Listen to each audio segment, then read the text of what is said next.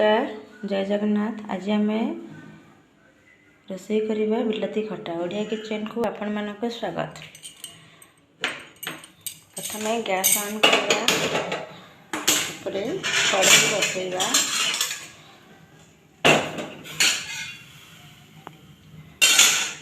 गरम हो गला परे प्रथम तेल पकेवा। तेल गरम हो गला परे पंचफुटण पकेवा। पंचफुटण पर कटा होइथिबा पियाज, कंचा लंका, अदा रसुण छेचा को पकेवा।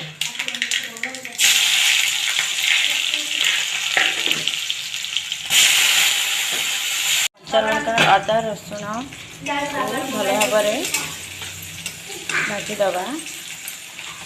होगला बिलाती पकेवा, फ्राए करदबा। हलदी, लंका गुंड, स्वाद अनुसार लुण पकेवा। भल भाव फ्राए करदबा। फ्राए करके गैस को सिम करके घोड़े घोड़े दबा। बिलाती खटा को देखा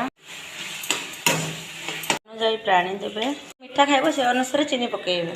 मिक्स कर घोड़े देवे। हमर हो गला रेडी बिलाती खट्टा।